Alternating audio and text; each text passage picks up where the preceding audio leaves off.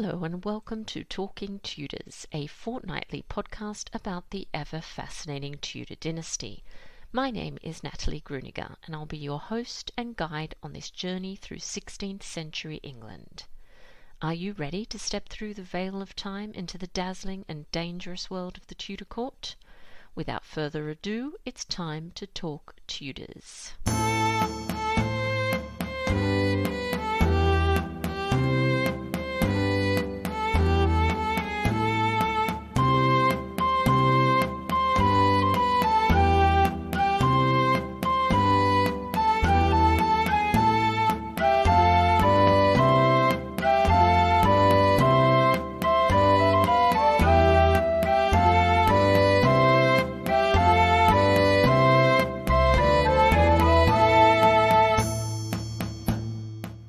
Hello everyone, welcome back to another episode of Talking Tudors. I'm your host, Natalie Grueninger. Thank you so much for joining me today. As always, I'd like to begin by acknowledging and thanking the generous listeners who continue to support Talking Tudors on Patreon, and extend a heartfelt thank you to everyone who's taken the time to rate and review the show. If you love the podcast and you never miss an episode, I invite you to join the Talking Tudors Patreon family. Please visit patreon.com/talkingtudors for more information.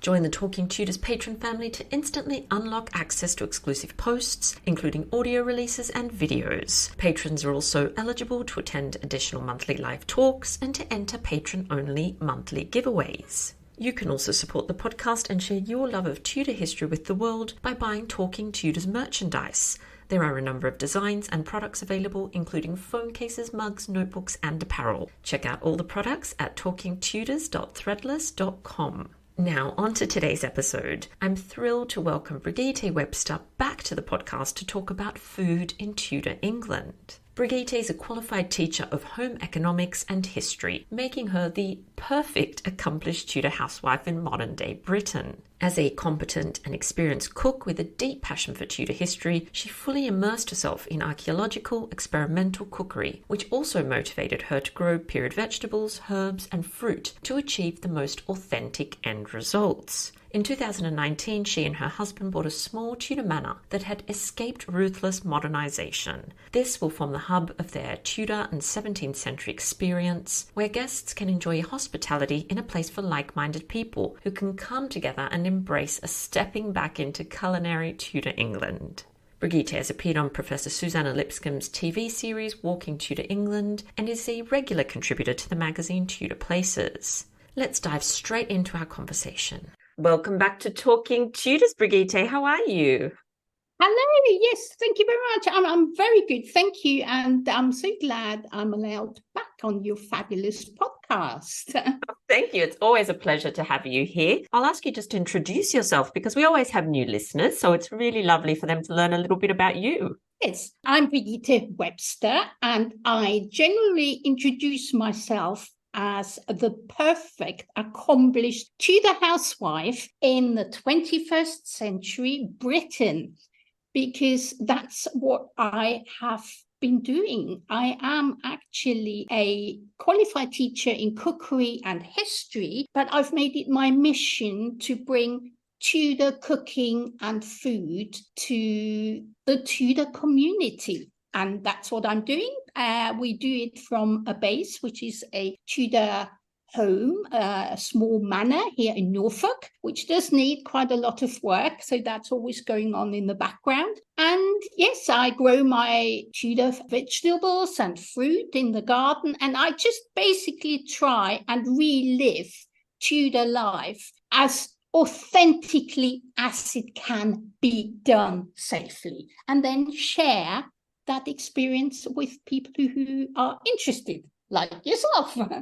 Yes, I am very interested, and I think you do a marvelous job at bringing all that information to the community. So before we dive into, we're going to be talking about Tudor food, but before we dive into the sort of nitty-gritty of that, I want you to please introduce your new book to us. So exciting. Yes, I am indeed very proud to finally share the news that my book, Eating with the Tudors, was launched in July. That's 8 years of practical research and cooking before almost 2 more years of putting the practical element and the academic research on paper. But it has now finally paid off. But as every author can confirm, publishing a book is no easy task. It's full of roller coaster emotions, anything between absolute devastation and the feeling of being on cloud 9 when you finally hold that book in your hands. Yes, that's a marvelous feeling, isn't it? After all the years of work, to have a tangible thing that you can say you've created is amazing. So congratulations, very, very exciting. So let's talk a little bit about the subject of your book and Tudor food in general. So maybe we can start by you just telling us a little bit about the eating habits of royalty and the nobility. Yes, and now royalty and nobility have left us numerous accounts of what they ate, when and how. And like today, everybody was keen to learn what the king or the queen had for dinner and how the rich feasted.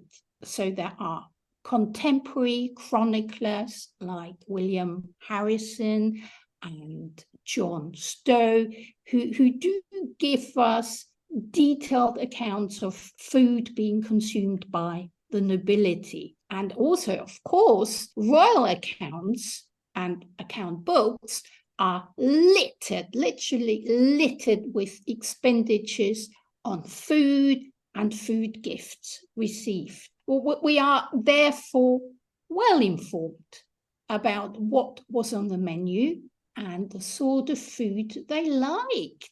Tudor physicians such as Andrew Boord and Thomas Mufford and Thomas Eliot, Thomas Corgan, a lot of Thomases about in that, but my favorite Henry Butts, they all enlighten us about what food was considered healthy for the rich and the poor. Just imagine that sort of advice given today, MPs saying, right, if you're rich, you eat this, and if you're poor, you're better off eating that. God forbid. But then that was common practice.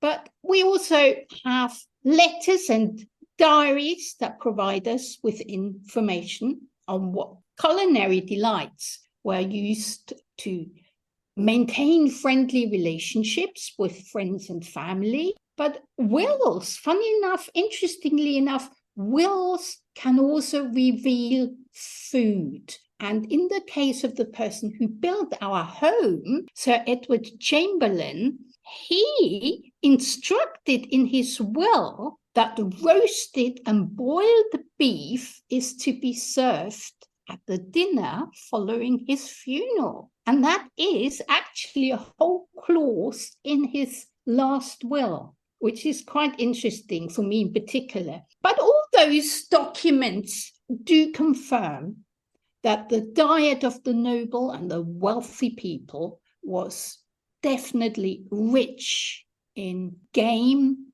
meat, poultry, and fish. But as we might know, however, that there were plenty of so-called lean days on which no animal produce was permitted, and so-called dainty vegetables and fruit featured a lot more on the daily diet. And like today, expensive, imported, and exclusive food was highly regarded, especially at the very top of society who could afford that.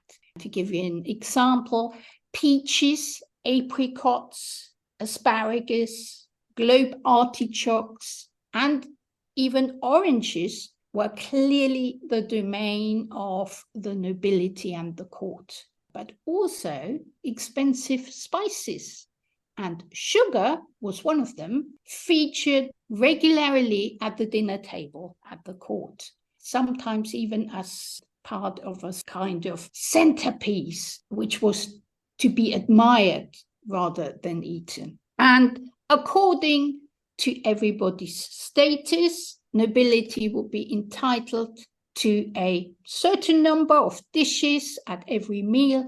Mind you, dishes doesn't just mean a plate full of food. It could mean a whole big bird like a turkey or a swan. And also, it entitled you to eat at a very specific location at the court, where you then were allowed to dine. And basically, the higher up your rank was, the more privacy you were permitted. And if you were lower down, you had to share the great hall with hundreds of other people.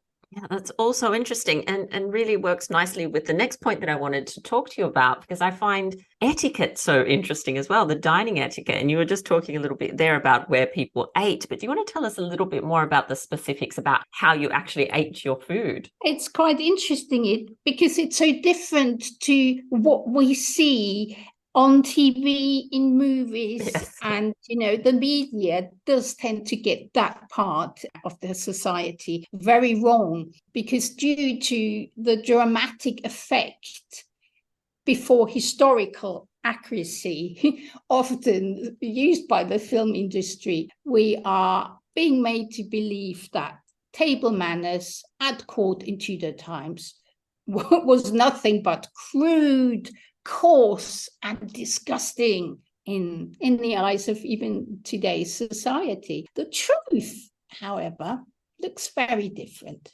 All the evidence actually points at a very different, civilized and ordered ritual surrounding the whole dining experience in polite society. So to dine elegantly was an essential social skill needed at the court, and it was taught right from childhood. And the level of proficiency depended on your status at court. So you would be quickly called out if you pretended to be of a higher rank, if your table manners didn't reflect that. So dining and serving at a noble or royal table required indeed years of training in etiquette, how to carve food and how to serve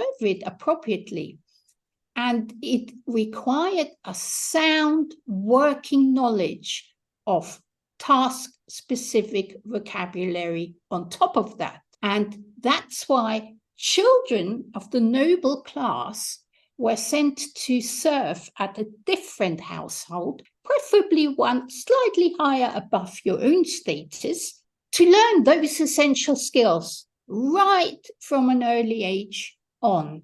And this is indeed an extensive topic in itself. So as we are going to listen and hear about that in a lot more detail at your upcoming week, especially weekend, I think we just point out there is a lot to be learned, and it's not at all what we believe it's going to be like. So I would suggest that your listeners will tune in to a weekend at the Tudor court, and then they will find out all the details.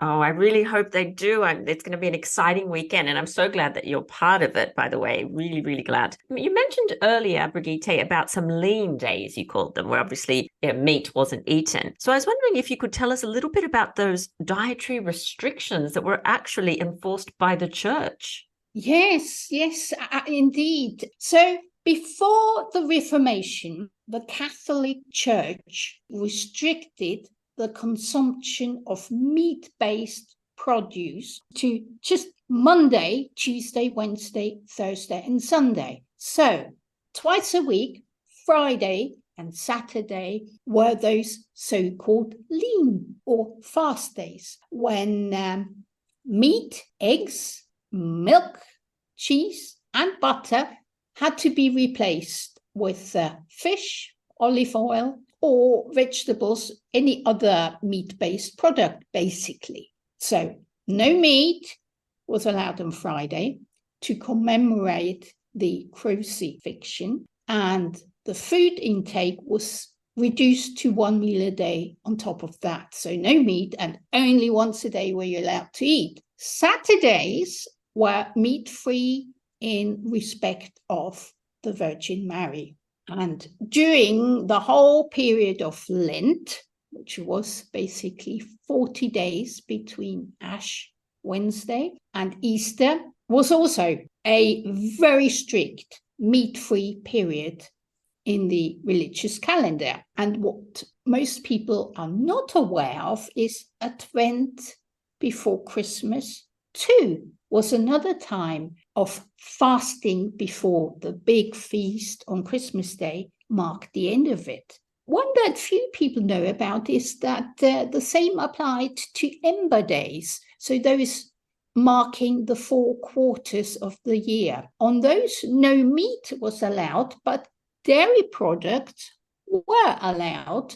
And funny enough, as so often, the wealthy simply bought their way out by, buying expensive imported olive oil, no really harsh thing at all, to replace lard and suet or butter. But sadly, the vast majority of people just couldn't afford that, and the church, you often wonder why that is. I mean, why did the church not understand that the people at the bottom of society couldn't afford very expensive imported olive oil? But we mustn't forget that the church had based its ruling on Italy's warmer climate, where olive trees were growing and olive oil was available to everybody, even the lowest of society. Obviously, in England, that didn't apply. And as so often, money could purchase you a dispensation, but actually, the church did realize in the end that maybe, that wasn't quite so ideal for the poor. And a few northern countries were made exempt from that harsh ruling in about the late 1400s, simply based on the people's hardship by not being allowed to eat any animal-based fat, which was essential for the labouring class. Now, Brigitte, the 16th century obviously was a time of great change in so many different areas, and food was not an exception. So do you want to talk to us a little bit about the changes in, let's say, ingredients, in maybe some preparation techniques, and even attitudes to food that occurred during this period? Well, the Tudor age is when food and its preparation changed very much from its medieval character during Henry VII, lots of spices, very thin vinegar-based sauces to accompany roast meat, to the more recognizable food of the early modern period. So just within those 100 years, major changes occurred. And whilst under Henry VII, as said, expensive spices and the typical ground meat dishes dominated. Yeah, very much. It always reminds me of the kind of food you would serve to an elderly person with no more teeth. So it really was just very ground up meat with spices, which you could spoon out of a bowl rather, not my kind of meal anyway. So that dominated in Henry VIII's time. But by the time his granddaughter Elizabeth sat on the throne, those highly valued spices were beginning to lose superiority and clearly started to give away to herbs instead. Now, when I say herbs, I am using the Tudor term herbs. That means clearly all the herbs, but also any green-leafed vegetables like cabbage, kale, lettuce, spinach, you name it. Those all were referred to as herbs. And that rather ghastly sounding ground meat was replaced by bite-sized meat served with specific sauces and salads started to become trendy as well. And obviously, when we talk late 16th century, new food imports from the New World started, very exciting, especially to enrich the palate of the rich. Most noticeably, I think we should mention sugar, turkey, kidney beans, and pumpkins, which were known as pompions. I think we should rename them pompions. Yes, that sounds much more interesting. Pumpkin, yeah, pompion. So whilst at the start of the century, people were clearly advised against eating vegetables and fruit raw, towards the end of the century, physicians were beginning to open up to the very idea that perhaps some vegetables and fruit could be consumed raw, as long as it was done in moderation. And what I like is with the addition of good wine and sugar. That doesn't sound too bad to me then. That sounds good. I wonder what they think of today's popular raw food diets and things that people go on. That would be really interesting. So, Brigitte, I'm sure that Henry VIII never thought about or worried about how food was going to be preserved, but how did the everyday people preserve their food to make sure they had enough, obviously, throughout winter, etc.? The Tudors were indeed the masters of food preservation, but really they had to be, as there was clearly no means of stopping food from going off. And in fact, if the Tudors could have watched our miserable attempts at food stockpiling during the COVID pandemic, for instance, they would have had good reason to laugh at us. So preserving food packed in bay salt or air-dried and sometimes smoked, like fish, smoked herring, was a method mostly used for meat,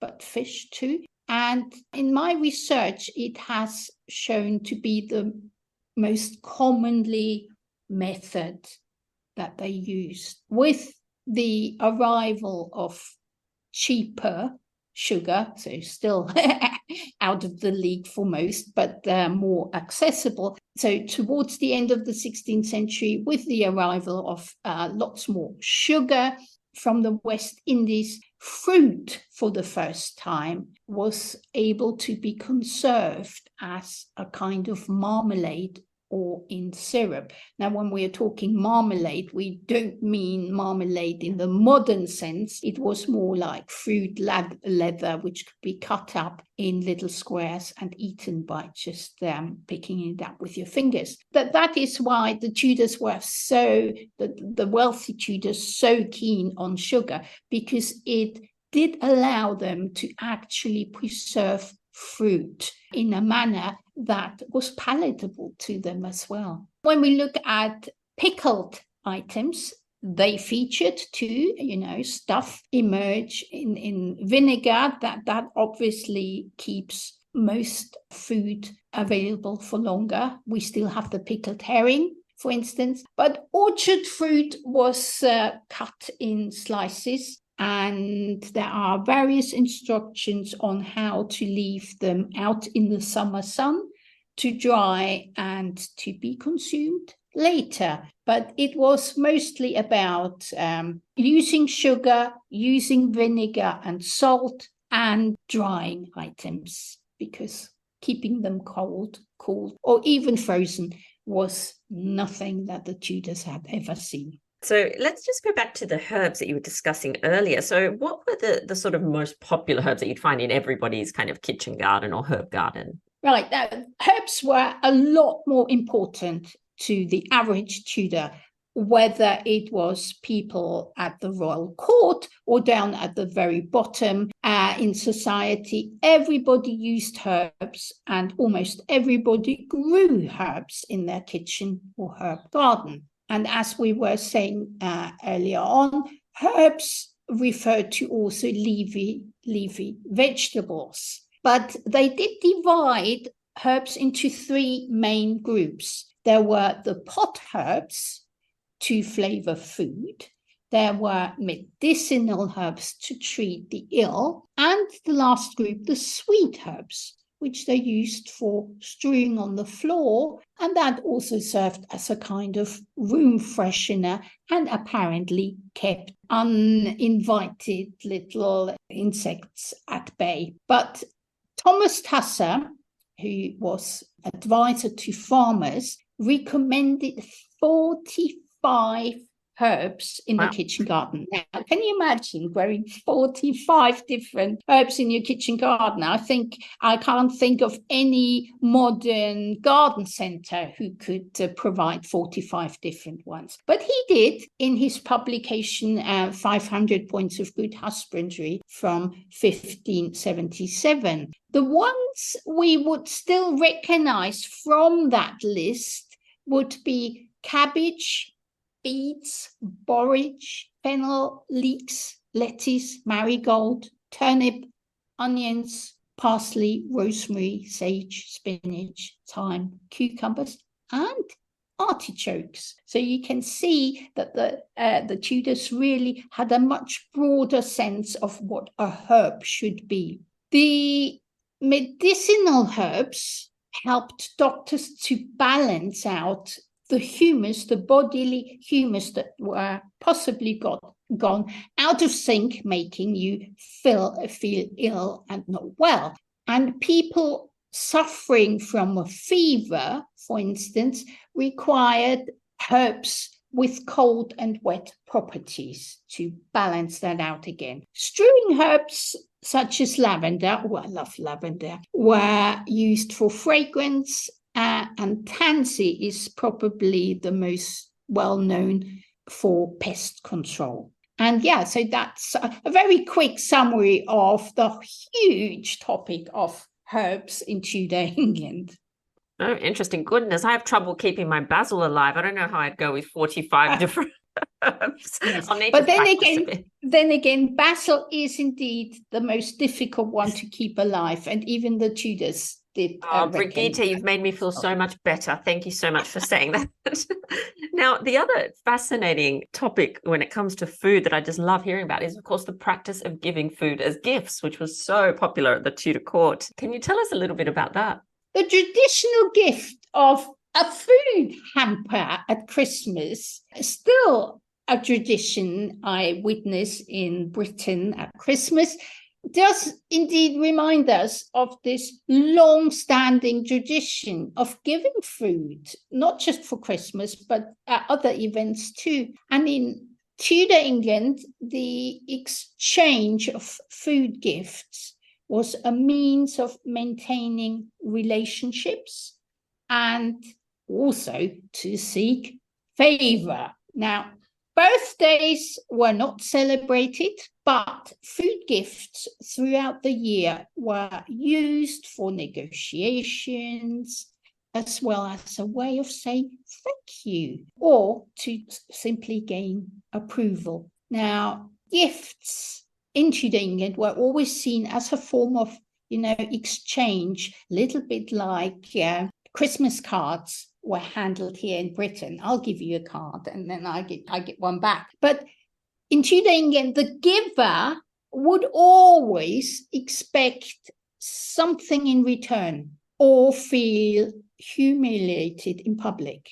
Now, venison and sugar would be the highest ranking food gifts you could give, and they are regularly mentioned in royal documents and household books. Even in the Lyle letters, they do feature a lot.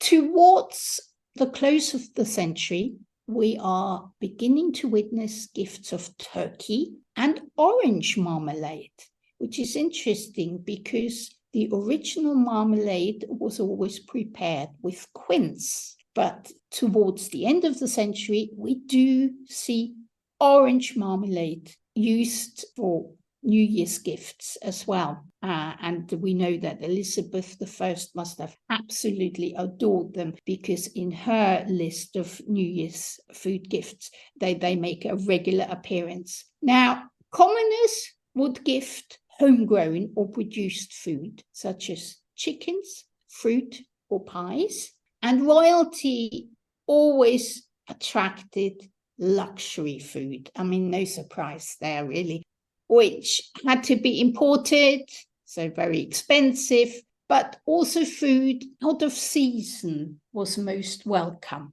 Hence, old apples listed in some of the royal accounts given in spring were actually a treat. Most people would say, well, how can old apples be something worthy of the Queen and being written down as a gift? Well, because they were out of season and therefore that much rarer, they were a treat. And I find that the most astounding thing. Yeah, it's so interesting. I love looking at those accounts with all the different food they receive. Especially Thomas Cromwell was one to receive a lot of food gifts from all over the place, all his petitioners. So, now if we want to cook something or learn how to prepare something, we just jump on the internet or buy a recipe book. But how were cooking practices and recipes actually circulated in the 16th century? Well, cookery books were actually amongst the first published genre since the introduction of the printing press in England. And the very first printed recipe collection we know about is called A Noble Book of Feasts, Royal and Cookery. And it was printed the first time in around 1500 by a printer called Richard Pinson in London. And this one had 15 recipes in it, but mostly did just list what royal menus included. Later, through the whole century, there were 15 recipe or cookery books that were printed in the English language, all before 1603. And in my book, Eating with the Tudors, I have gone out of my way to make sure I used at least 3 recipes from each one to reflect those early recipe books. Yes, that's one of the, I think, well, there's so much that's wonderful about your book, but the recipes are just fantastic because I've seen that people are actually cooking them and having a go. And I've seen pictures online, which is wonderful. So do you have a favorite Tudor recipe from your book? That would depend on when you ask me. It clearly depends on the seasons, and each season holds one of my favorite recipes. I personally am no great fan of meat, and I prefer vegetarian food in my 21st century life. Therefore, in the book, I do prefer all the fish recipes and all the vegetable-based recipes. And there are quite a lot of them. Speaking lean days, we are well provided with vegetarian and fish recipes. But for Christmas, I do really like the traditional Tudor mince pies with the heavy meat content. And I also would never say no to a Tudor fruit pie or tart. Now, to me, those are out of this world. They are so much nicer than any modern apple pie or fruit pie. And yeah, I would say, once you've eaten a Tudor recipe fruit pie or tart, you would never go back to the 21st century version. That sounds amazing. I love apple pie, so I'm going to have to give it a go because now you've got me really interested and I want to taste the Tudor version. So I thought we could end just by maybe touching on some of those misconceptions or myths about food in the 16th century that you've come across in your many years, obviously, of working in this area and researching this area. Funny enough, it was those myths that sparked off one of my major interests to start with, because it didn't take me long to figure out that it was just a myth. There was no evidence behind it. So I do dedicate a lot of research into this myth-busting thing. The problem with these Tudor food-related myths are that they are deeply rooted and all of them seem to have started through the 19th century. That's a time before a deeper understanding of food culture in Tudor England was established. Probably the most prevalent food myth is that spices were used to cover up rotten meat. Now, that is the one I always have to put people right. I just cannot listen to it and let it go. Because knowing, understanding, appreciating how expensive spices were in Tudor times, there is just logically no sense that anything that would make sense why somebody who could afford to treat people or to buy meat let that go off and then try and fix it with even more expensive spices. There's just no logic behind it. We have also no evidence of that being done. There is no 16th century contemporary notice about it. So clearly everything points at the 19th century. And the day I find out who started it, that day I will go public with it. Yeah, another one is that in Tudor times, nobody drank water because it was all contaminated. Well, like today, people knew which water was safe to drink. And it's only fair to acknowledge that they indeed preferred the taste of ale or beer to water. I mean, I don't like water. I know it's good for you, but I too have to add a little bit of flavor to my water. So it is understandable that the Tudors did the same. And actually, there are several recipes that ask for fair water.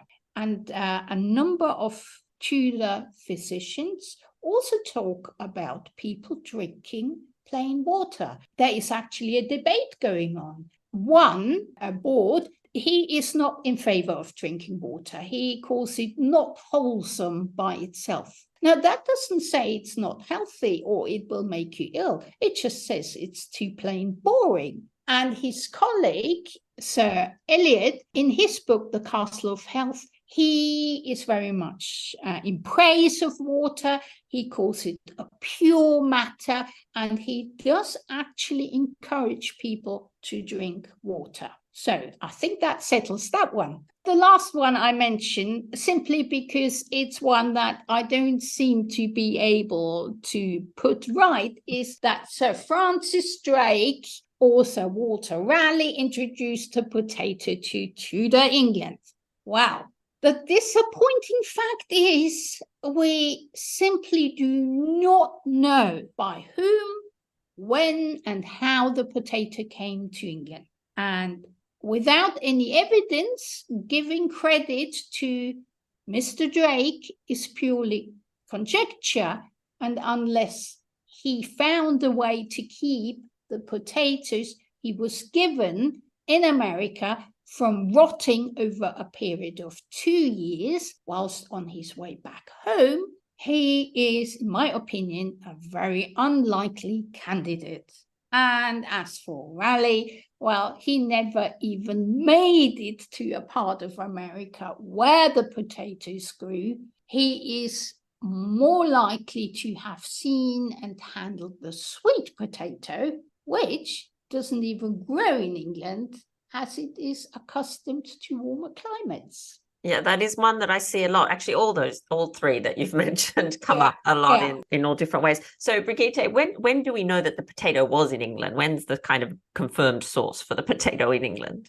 Well, we certainly know that by 1597, it was grown in some gardens in London, but more as a novelty plant and not necessarily eaten. In fact, I have dedicated a whole essay at university to this subject. So we definitely know it was grown by a very few people who grew it as a novelty plant. They might have tried to cook it, but that's a far cry from saying that people in England ate the potato in Elizabethan times. There's a huge difference between it being used for scientific research, which is what was done. To be perfectly frank, the first evidence of the potato being really used by the mass, 18th century, is the first time we can really honestly say without any doubt that people started to eat the potato. But in Tudor times, it was just a novelty plant that some people liked to experiment with. Absolutely fascinating. It's been such a fascinating discussion, and I encourage everyone who is listening to, of course, buy themselves a copy of your book. Perhaps we can all prepare some nice meals for Christmas and the upcoming festive season. And of course, Brigitte, as she mentioned, will be one of 7 speakers at a weekend at the Tudor Court coming up on the 21st, 22nd of October. So I invite you all to please join us there so you can hear more about Tudor food and, of course, dining etiquette, which I can't wait to see Brigitte's lecture on that. But Brigitte, thank you so much again for taking the time out of your busy, busy schedule to talk Tudors with us. Well, thank you very much for having me back. Always a delight, always a joy. And yes, looking forward to the weekend at the Tudor Court with you. Well, that brings us to the end of this episode of Talking Tudors. Thank you so much for joining us. I absolutely love to hear from listeners, so if you have any comments or suggestions, or just want to say hi, please get in touch with me via my website, www.onthetudortrail.com, where you'll also find show notes for today's episode. If you've enjoyed the show, please share the podcast with friends and family, and don't forget to subscribe, rate, and review. I also invite you to join our Talking Tudors podcast group on Facebook, where you can interact with other Tudor history lovers and hear all the behind-the-scenes news. You'll also find me on Twitter. My handle is On the Tudor Trail, and on Instagram as The Most Happy 78. It's time now for us to re-enter the modern world. As always, I look forward to talking Tudors with you again very soon.